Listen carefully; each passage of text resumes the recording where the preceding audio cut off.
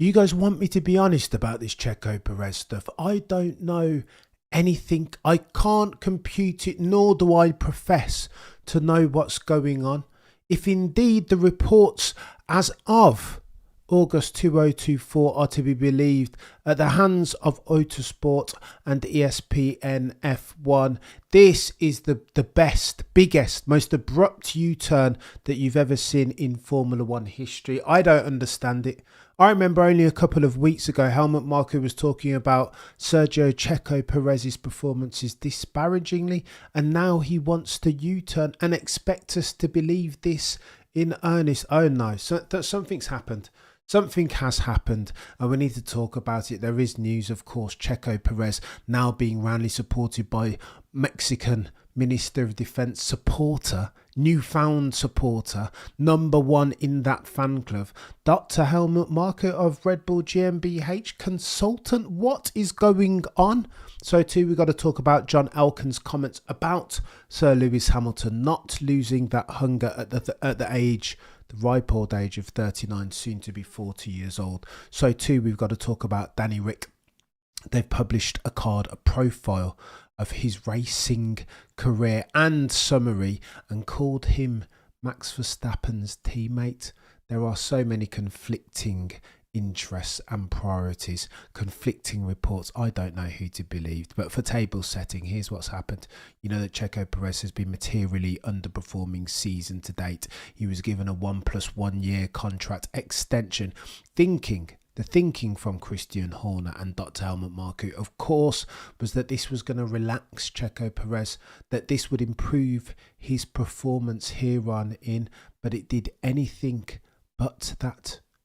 Indeed, since that extension, Checo Perez's qualifying performance has gotten worse, being roundly out-qualified by Logan Sargent, who's driving a Williams. He, by the way, is driving himself a Red Bull racing car over the past 36 months, the most dominant machine on the grid. But yet and still, Checo Perez has managed to consistently seize defeat from the jaws of victory in the way that makes the exploits of Logan Sargent, Zhou Guanyu, Danny Ric et al. Pale in comparison. But what I'm keen to elucidate and outline here is the 180, the change, the extent in the change of heart as far as the balls that are red are concerned, and the key stakeholders being, of course, Helmut Marko and Christian Horner.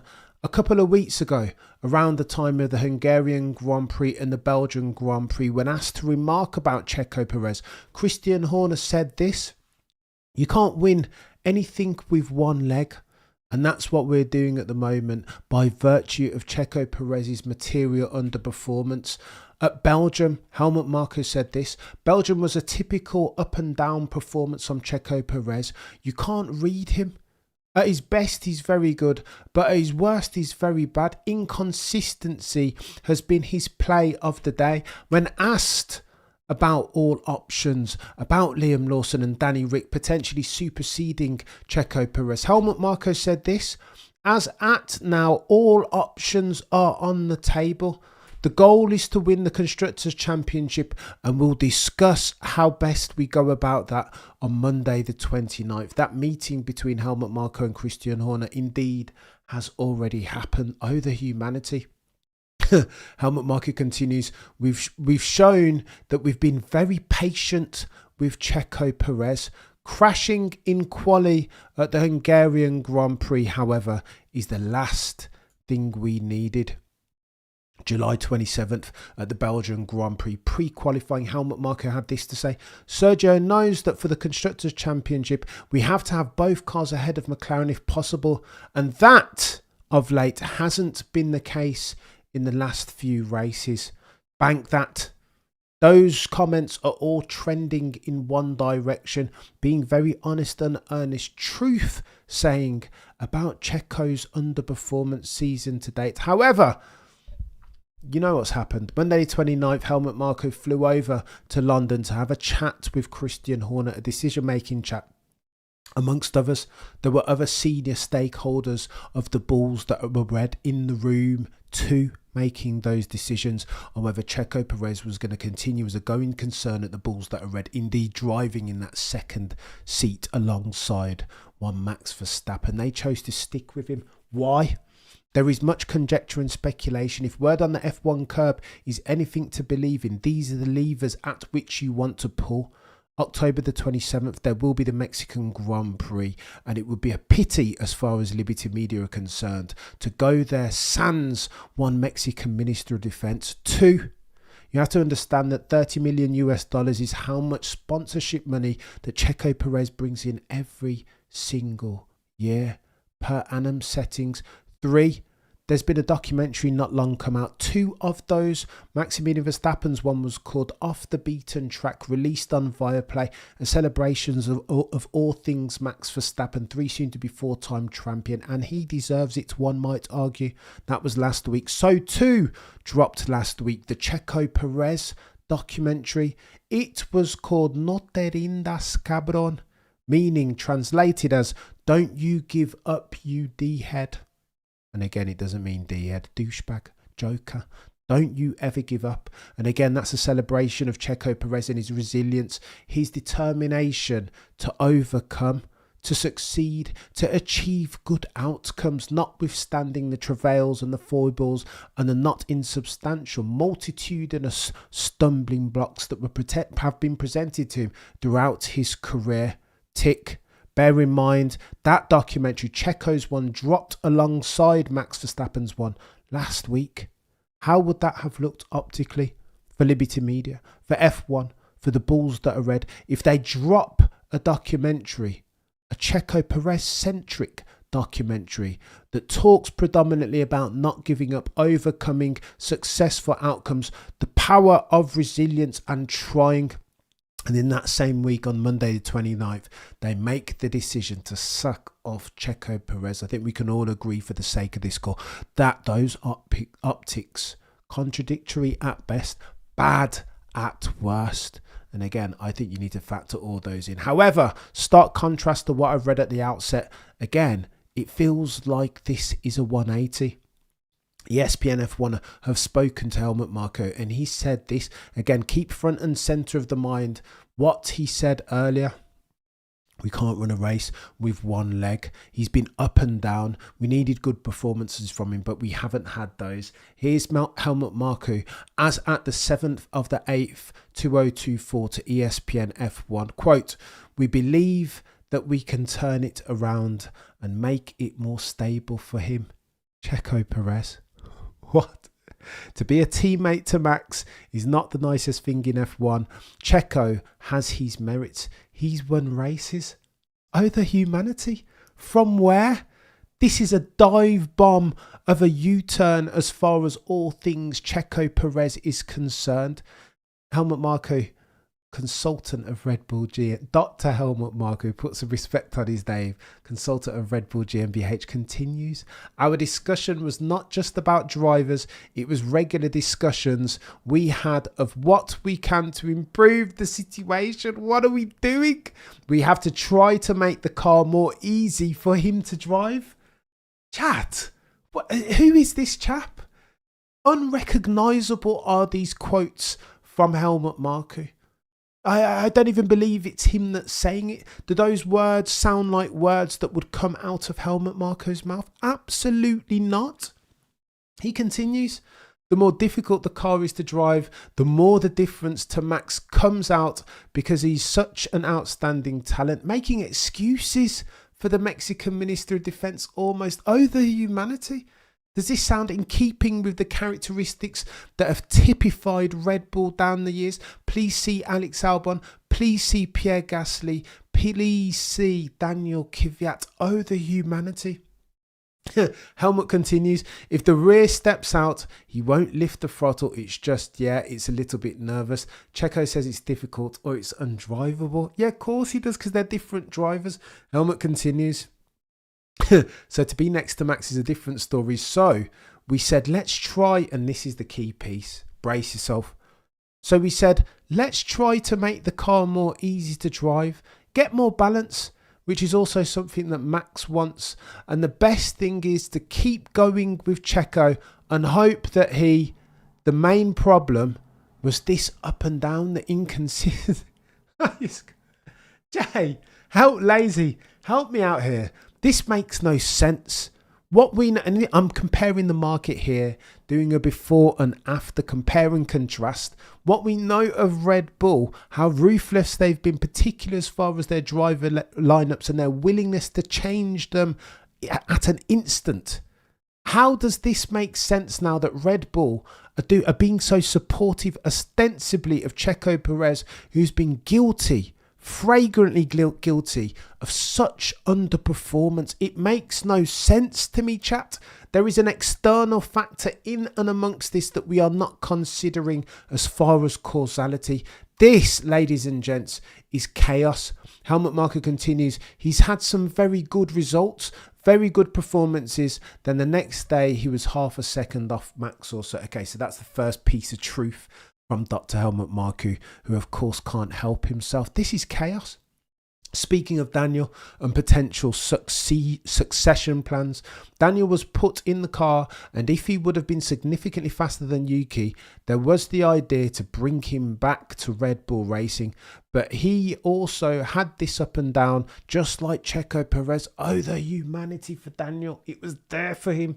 And again, he succeeded only in seizing defeat from the jaws of victory. So far, Daniel, he didn't fulfill the criteria to be a Red Bull racing driver. Oh, the humanity. What are we doing here? It's a tough time also on Liam Lawson, says Dr. Helmut Marko of Red Bull GmbH. It's a tough time for someone like Liam, especially as he jumped into the car under very, very difficult circumstances. He did very well. We rate him highly, and he will get his chance. Just wait. September, you will have an answer. What does this mean, Helmut Marko? What are you talking about? September is before October. October the 27th is the Mexican Grand Prix this year. Why September?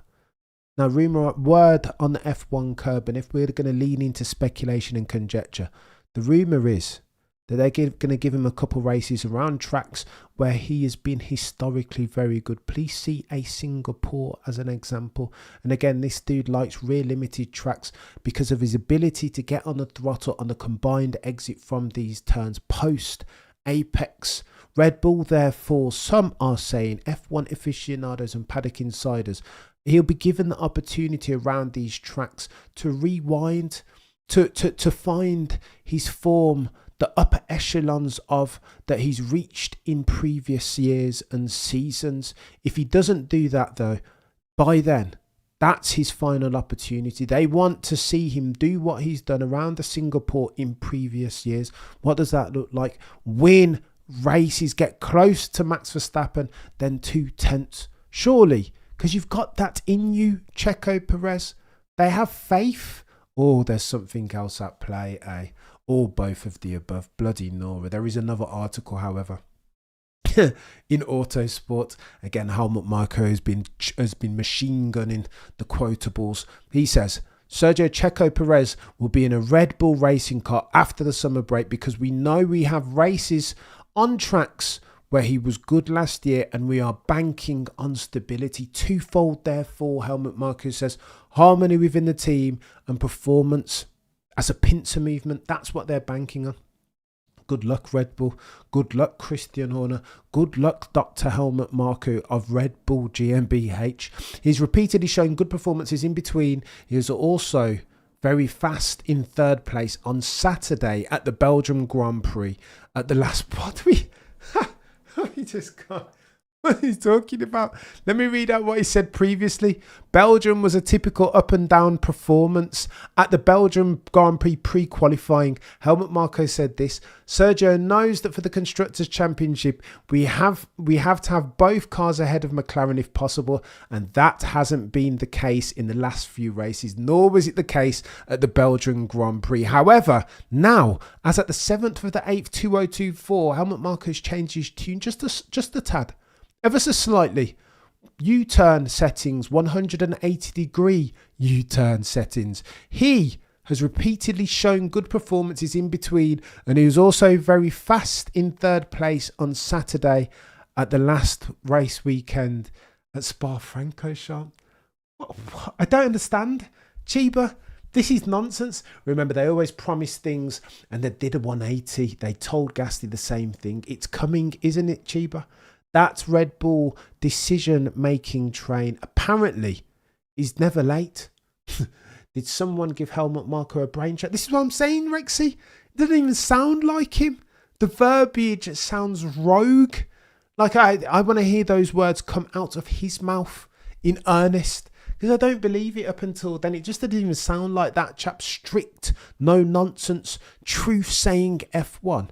This doesn't sound like Helmut Marko, especially when you consider his tone and his verbiage, the distinctly disparaging and harsh figure that dude's cut over the past couple of weeks when it comes to all things Checo Perez. This now makes no sense. To call this a U-turn, Cameron, is the understatement of the F1 season. He continues, however. Check this out. Checo Perez doesn't have to become faster. What? Checo Perez doesn't have to become faster. Well, for a start, let's talk about keeping it out the barriers, chap. That would be a good start, would it not?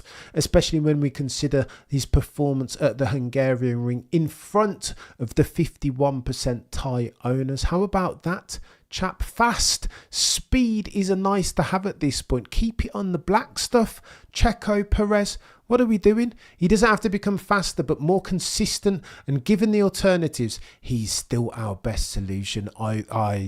Listen. The nays have it, Dr. Helmut Marko. I couldn't disagree more. And again, the old adage is this. If we're doing hedge fund settings, there is less risk from sacking off Checo Perez at this point than there is from keeping him. Subbing anyone, Danny Rick, Yuki Tsunoda, anyone, Liam Lawson, it doesn't matter at this stage. Not in September now.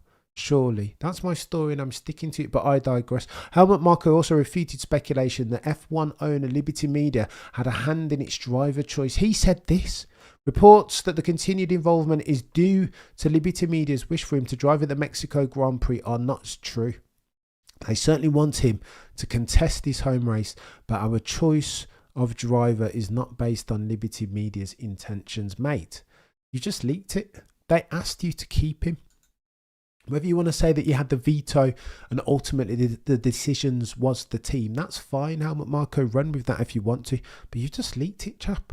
Liberty Media asked you to keep him for at least until the Mexico Grand Prix. And why would they not? The Mexican Grand Prix without Checo Perez isn't the Mexican Grand Prix anymore. Helmut continues, we will announce what will happen. And here's where it gets techie, chat. You ready for this? All buckled up. We will announce what will happen with Liam Lawson in September. The fact that he was allowed to gain further Formula 1 kilometres of experience in Imola had been planned for some time, even if the competition would like to use him on loan. He, Liam Lawson, Helmut Marko says, is not available for that. Ergo, they rate him. They want him for themselves. Remember, Helmut Marko has said on a gazillion occasions that Liam Lawson has himself a cheeky exit clause. If they don't secure him a drive for 2025 at the very latest, then Liam Lawson can bounce, defend or vacate settings, drive for another team, null and void his contract with Red Bull Racing as an F1 family. Helmut continues, our Formula 2 driver Isaac Hadjar took his first victory, blah blah blah. We'll see how everything develops, but we will certainly take on a role of some kind. It could be that, like Lawson, he will spend a year as a test and simulator driver. What are we doing here? Do you remember there was another quote where he said that maybe Hadjar and Aaron and Lawson might be ready in a couple of years' time? Now he's talking about promoting them like urgently within the next 6 to 12. I just don't get it. I don't understand it. Everyone wants to be WDC, but in equal machinery, none of them will have it. Most can only become WDC when they have a clearly faster car. Oh, the humanity joke. We'll get to that. I think the oldest truism, one of the oldest truisms in F1 history, is that you don't win anything without a car. You haven't got a championship winning car 99 times out of 100, you won't win championships. And I suppose Checo Perez might leverage that argument though, saying that he doesn't have the car requisite that's drivable enough to win himself races or substantial points consistently. That will be his argument, and Helmut Marko is alluding to that potentially, therefore, as a solve going forward. Do they rewind? Did they switch back, take off the upgrades off the car, as have Mercedes, or as did Mercedes at the Belgian Grand Prix? Rewind to resume last saved game for Checo Perez. Put the car back to a time when he enjoyed drivability, or the hybrid at least of drivability and performance. That's the rumour. Word on the F1 curb is that that's what they're going to do for Checo Perez as at Zandvoort. Oh, the humanity. I don't even believe it. It's bonkers.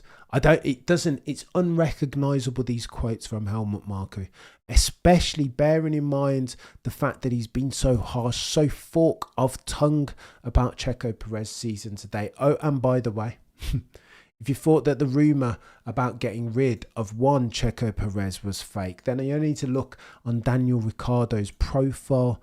F1, FOM have put out a card talking about summarising Danny Rick's feats, and in there they write of him that he's Maximilian Verstappen's teammate. Typo any? Maybe they wrote that in advance of Monday the 29th, expecting the decision to come through forthwith that Checo Perez was no longer a Red Bull Racing driver. It goes, after a short break, Danny Rick returned the self-styled Honey Badger, etc., etc. Behind Danny Rick's laid-back demeanour, etc., etc. And in the final stanza, as Max Verstappen's teammate, he continues to strive for success. Yeah, they definitely weren't going to sack off Checo Perez, were they? Oh no, definitely not. Oh, the humanity. This is bonkers now. What do we do? Oi, McLaren, what are you saying? Dean says, Lawson will replace Danny Rick as he's given his walking papers prediction. Potentially, Dean. But then what do you do? Who do you replace Checo Perez with? If indeed that is a poison chalice. It's a weird Rubik's Cube to solve for, this one. I don't know. God tier racing mind, Helmut Marko and Christian Horner need to sort themselves out, because I can't do it for them. Marko did say the cards will be reshuffled after the season. Well, Jay, but he said a gazillion things. He said that. Now he's saying let's check back in as at September. He said that Lawson, Aaron, Isaac Hajar, we can check for them another 2 years down the road. Now he's intimating that they could potentially be subbed on within the next 12 months. He said of Checo that it's not good enough, we can't run on one leg, and now he's saying that we need to do better as a team as far as giving him a car. Now, which one is it, Jay? These things are mutually exclusive. It cannot be both. And my racing, very noddy F1 mind is keen to absorb and understand the root cause analysis. And again, as I said at the outset, it is Liberty Media. It is wanting for Checo Perez to turn up at the Mexican Grand Prix in a Red Bull racing car. It is the $30 million US per annum that he brings him. And of course, the energy drinks that he sells in Central and Latin America. Of course, you got to factor all those in. Plus, you got to factor in the optics aren't good. Not for Liberty Media and not for Red Bull Racing. If indeed they sack him off in the very week that his documentary, No Te Rindas Cabrón, Don't You Give Up, has dropped. Why would you do that? It doesn't make sense. The optics are bad. It looks like the right hand isn't talking to the left, and nobody wants that. Not the FOM, not Liberty Media, and definitely not Christian Horner's Red Bull. Not now. Not when harmony is lacking, and you want to keep yourself on Maximilian Verstappen as Lawrence Stroll and Toto Wolff are opening their arms bigger, wider than they had them previously, with a view to bait Maximilian Verstappen, 3 soon to be 4-time champion, into their teams respectively. Oh, the humanity. What are we doing, chat? Much Jay said, ooh, what am I saying? Jay, perhaps a licked window. Dean says, Jay, it's been bonkers season at Red Bull this year, so all is on the table. Wouldn't rule anything out, Dean and Jay. You can't at this stage. They're flip-flopping from second to second. I just can't read them. This team is now unrecognisable, both in personnel and in tone. You think you would have heard this previously? Christian Horner talking about Pierre Gasly and his underperformance. Oh no. But it's different now. They're playing by a different set of rules and regulations. The, no pun intended, the rules of engagement for Christian Horner and Helmut Marko are different now, prioritising therefore harmony within the team over performance. What? Is this Red Bull we're talking about? They are literally sacrificing the Constructors' Championship at the altar of loyalty and interpersonal relationship. What? Red Bull, another team, a Williams, or I don't know, a Mercedes as an example. This is behaviour that would characterise that you'd expect from those teams, but not Red Bull, not the killers that they've been over the past 3 to 5 years. Come on. Checo's not going anywhere, says Jomo.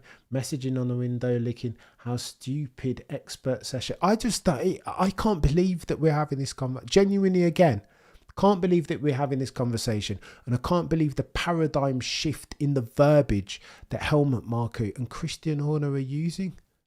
Who are these people? Christian Horner and Dr. Helmut Marko in disguise. It makes no sense. As long as we've been following them and their journey at the balls that are red, we've never heard them talk like this. And 2, we've never heard them U-turn so vastly in such a short space of time. It makes no sense. Chat, I cannot compute it. Oh, the humanity. Genuinely, no. This, what are we doing here? Red Bull, why the change?